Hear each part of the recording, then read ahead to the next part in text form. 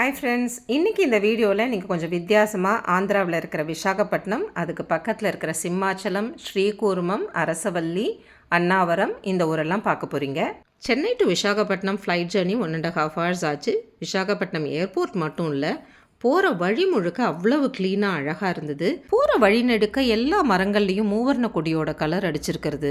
சுவத்துல எல்லாம் சமூக அக்கறையோட அழகழகான ஓவியங்கள். இப்படி உள்ள நுழைஞ்ச உடனே விசாகப்பட்டினம் எல்லாருக்கும் ரொம்ப பிடிச்சி போயிடும். ஹோட்டலுக்கு போன உடனே கொஞ்சமும் நேரத்தை வேஸ்ட் பண்ணாமல் பிரேக்ஃபாஸ்ட்டை சாப்பிட்டுட்டு சிம்மாச்சலம் போகிறதுக்கு தயாராகிட்டோம். விசாகப்பட்டினத்துலேருந்து சிம்மாச்சலம் 23 கிலோமீட்டர், போகிறதுக்கு ஒரு 3/4 மணி நேரம் ஆச்சு.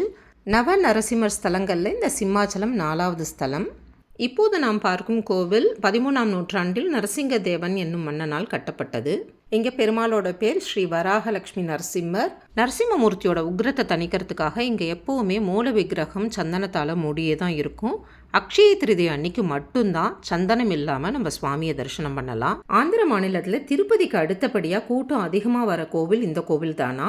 கூட்டம் அதிகமாக இருந்தால் கூட சிறப்பு தரிசனத்துக்கு டிக்கெட் வாங்கிட்டு போனதுனால நல்ல அற்புதமான தரிசனம் 1/2 மணி நேரத்துலேயே கிடச்சிது. திருப்தியாக தரிசனம் பண்ணிவிட்டு அங்கேருந்து கிளம்பினோம். நாங்கள் கல்யாணம் அட்டன் பண்ணணுங்கிறதுனால இங்கேருந்து கிளம்பி நேராக விசாகப்பட்டினமே போயிட்டோம். அவங்க ஆந்திராக்காரங்க, அவங்களுக்கு ராத்திரி தான் கல்யாணம் பண்ணுவாங்களாம். ரொம்ப சுவாரஸ்யமாக இருந்தது. இந்த கல்யாணத்தில் வெங்கட்டோட பழைய ஃப்ரெண்ட்ஸ் எல்லாரும் மீட் பண்ணது ரொம்ப சந்தோஷமாக இருந்தது. மறுநாளைக்கு காலம்புரை எப்பவும் போல் சீக்கிரமே கிளம்பி விசாகப்பட்டினத்துலேருந்து 120 கிலோமீட்டர் தூரத்தில் இருக்கிற ஸ்ரீகாகுளம் அப்படிங்கிற ஊருக்கு பக்கத்தில் இருக்கிற அரசவல்லி அப்படிங்கிற ஊருக்கு போனோம். இந்த ஊரில் இருக்கிற ஸ்ரீ சூரியநாராயண சுவாமி கோவில் ரொம்ப பிரசித்தம். இந்த கோவிலையும் சேர்த்து இந்தியாவில் 3 இடங்களில் தான் சூரியனுக்குன்னு பிரத்யேகமாக கோவில் இருக்குது. மற்ற 2 கோவில்களும் ஒரிசால கொனார்க்குங்கிற இடத்துலையும் ஜம்மு காஷ்மீரில் மார்த்தாண்ட் அப்படிங்கிற இடத்துலையும் இருக்குது. இந்த கோவில் முதல்ல 7ஆம் நூற்றாண்டில் கலிங்க மன்னரால் கட்டப்பட்டது. அதுக்கப்புறம் 13ஆம் நூற்றாண்டில் நிறையா தடவை புனரமைக்கப்பட்டிருக்கு. இந்த கோவிலோட எல்லா கதவுகளும் மூடியிருந்தாலும் மார்ச் 9 to 11, அக்டோபர் 1 to 3 இந்த 6 நாட்களில் மூல விக்கிரகத்துக்கு மேலே சூரிய ஒளி நேரடியாக வந்து விழுறது ரொம்ப அபூர்வமான விஷயம். இந்த கோவில்லையும் அற்புதமான தரிசனத்தை முடிச்சுட்டு இங்கேருந்து 23 கிலோமீட்டர் தூரத்தில் இருக்கிற ஸ்ரீகூர்மத்துக்கு கிளம்பினோம்.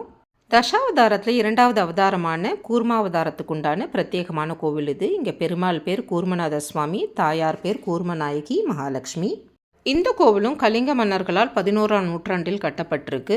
இந்த கோவில் வைஷ்ணவ தலமாக இருந்தாலும் இங்கே சைவ முறைப்படியும் வைஷ்ணவ முறைப்படியும் வழிபாடு நடக்கிறது ரொம்ப ஆச்சரியமான விஷயம். இந்த கோவிலில் இருக்கிற குளத்துக்கு ஸ்வேதா புஷ்கரிணி அப்படின்னு பேர். இந்த கோவிலுக்கு இந்த புஷ்கரிணியில் பித்ருக்களுக்கு திதி கொடுக்கறத இந்த ஊர் மக்கள் வழக்கமாக வச்சுட்டுருக்காங்க.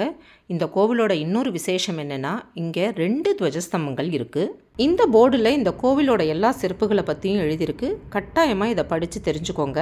இங்கே மூல விக்கிரகம் ஆமை உருவத்தில் இருக்கிற பெருமாள் ஸ்வயம்புவாக வந்தவர். மூலவர் மேற்கு நோக்கி திரும்பி இருக்கிறதுனால மேற்கு பக்கமும் ஒரு துவஜஸ்தம்பம் இருக்குது. இங்கே சைவ வழிபாடு முறையும் பின்பற்றதுனால தினம் இங்கே சுவாமிக்கு அபிஷேகம் நடக்கிறது.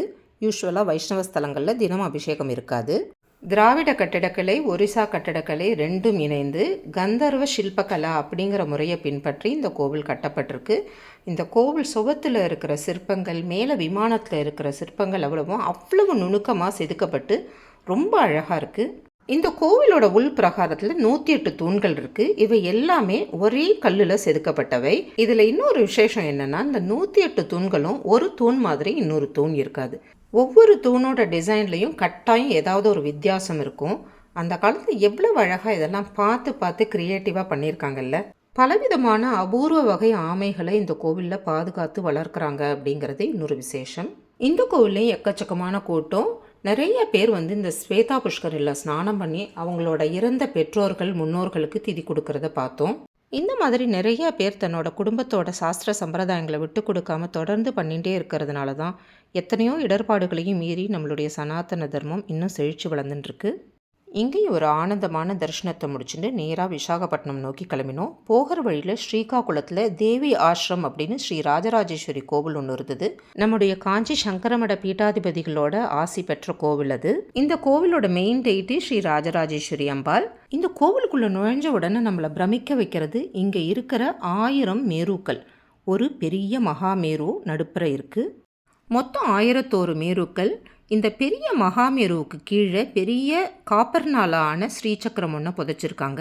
இந்த சின்ன மேருக்களுக்கு கீழேயும் காப்பர்னாலான ஒயர்ஸை கனெக்ட் பண்ணி அந்த எல்லா கம்பிகளும் அந்த முக்கியமான மகாமேருவுக்கு கீழே இருக்கிற தாமிர பட்டயத்தில் போய் ஜாயின் ஆகிற மாதிரி வடிவமைச்சிருக்காங்க. அதனால இங்கே ஒரு மேருவுக்கு நம்ம பூஜை பண்ணினா கூட அதோட பலன் அந்த பெரிய மகாமேருவை போய் சென்று அடைஞ்சிடும். பௌர்ணமி நாட்களில் வெள்ளிக்கிழமைகளில் இங்கே நிறையா பேர் இந்த மேருக்களுக்கு பூஜை பண்ண வராங்க.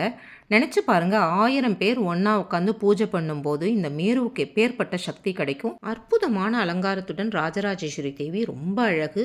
இதற்கு எழுத்தாப்பில் இருக்கிற சந்நிதியில் 108 லிங்கங்களை பிரதிஷ்டை பண்ணியிருக்காங்க.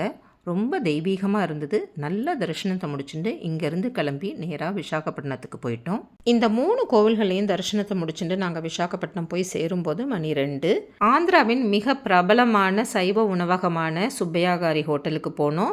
ஆந்திர மாநிலத்தோட எல்லா சைவ உணவு வகைகளையும் பரிமாறினாங்க. நிறைய சட்னி, ஊறுகாய், பொடி வகைகள், நிறைய வெஜிடபிள்ஸ், இதெல்லாம் தவிர நிறையா ஸ்வீட்ஸும் இருந்தது தான் எனக்கு ரொம்ப ஆச்சரியமாக இருந்தது.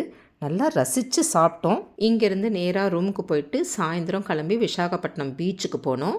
விசாகப்பட்டினம் பீச் ஃப்ரண்ட்டும் ரொம்ப நீட்டாக மெயின்டைன் பண்ணிகிட்ருக்காங்க. ரொம்ப அழகாக இருந்தது.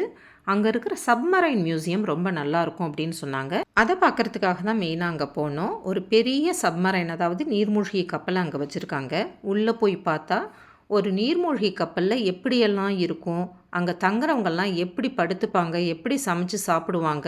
ஏன்னா இவங்கெல்லாம் பாதி நாள் கடலுக்குள்ளே தானே இருப்பாங்க. நம்மளோட சேஃப்டிக்காக தானே இவங்கெல்லாம் இப்படி தன்னோட வாழ்க்கையை தியாகம் பண்ணிக்கிறாங்க. அவங்க நல்லா இருக்கணும் அப்படின்னு வேண்டிட்டு அங்கேருந்து வெளியில் வந்தோம். இங்கே கொஞ்சம் நேரம் இருந்து கடலை பார்த்து ரசிச்சுட்டு இருக்கும்போது மழை வந்தாச்சு. அதனால் இங்கேருந்து கிளம்பி விசாகப்பட்டினத்தோட முக்கியமான கோவிலான கனக மகாலட்சுமி கோவிலுக்கு போனோம். இந்த அம்மன் தான் இந்த ஊரோட காவல் தெய்வம் அப்படின்னு ரொம்ப கொண்டாடி வழிபடுறாங்க.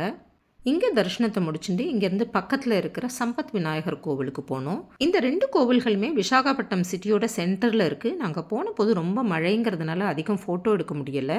மறுநாள் காலம்பரை கிளம்பி விசாகப்பட்டினத்துலேருந்து 110 கிலோமீட்டர் தூரத்தில் இருக்கிற அண்ணாவரம் அப்படிங்கிற ஊருக்கு போனோம். அண்ணாவரம் ஸ்ரீ சத்யநாராயண பெருமாள் கோவிலும் ஆந்திராவில் மிகவும் முக்கியமான கோவில். ஆந்திராவில் திருப்பதிக்கு அடுத்தபடியாக பணக்கார கோவில்னு இதைத்தான் சொல்கிறாங்க. இந்த கோவிலில் சத்யநாராயண விரதம் ரொம்ப முக்கியம். நிறையா பேர் குழந்தை பிறக்கணும், கல்யாணம் ஆகணும் அப்படின்னு வேண்டிட்டு சத்யநாராயண விரதம் இருந்து தன்னோட வேண்டுதல் நிறைவேறின உடனே இந்த கோவிலுக்கு தரிசனம் பண்ணுறாங்க. இந்த கோவிலில் அன்னதானம் ரொம்ப விசேஷம். இங்கே வரவங்க பிரசாதம் சாப்பிடாம போகக்கூடாது. நிறைய பேர் இருந்து வெயிட் பண்ணி பிரசாதம் வாங்கி சாப்பிட்டுட்டு தான் இங்கேருந்து போகிறாங்க. எங்களுக்கும் ஆனந்தமான தரிசனமும் அறுசுவை பிரசாதமும் கிடச்சிது. என் குழந்தைகளுக்காகவும் லோகக்ஷேமத்துக்காகவும் சத்யநாராயண மூர்த்தியை மனசார வேண்டிண்டு அங்கேருந்து திருப்தியாக கிளம்பினோம்.